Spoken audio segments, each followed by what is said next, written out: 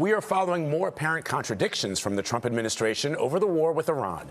President Trump claimed the U.S. had, quote, won, though he also said no peace deal has been reached. We've also learned an American fighter jet fired on an Iranian oil tanker. The Pentagon says it was trying to slip past the U.S. blockade.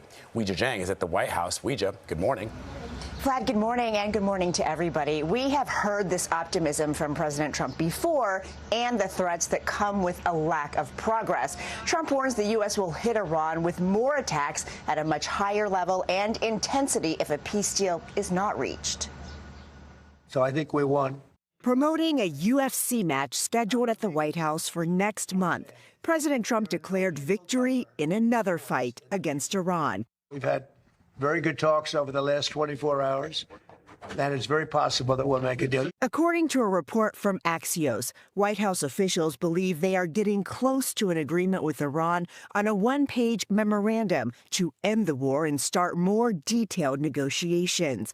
The deal would include a moratorium on Iran's nuclear enrichment, the lifting of U.S. sanctions, and both sides ending restrictions in the Strait of Hormuz.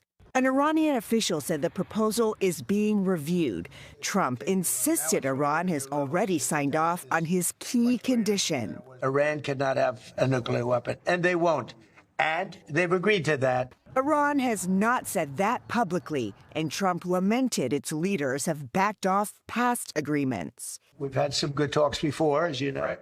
And all of a sudden the next day they're like, they forgot what happened.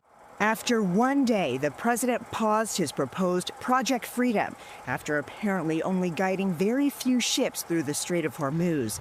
The Pentagon said a U.S. Navy F/A-18 Super Hornet, like this one, launched from the deck of the USS Abraham Lincoln, continued to enforce the U.S. blockade, shooting out the rudder of an Iranian oil tanker that the Pentagon said ignored, quote, multiple warnings to stay out of an Iranian port.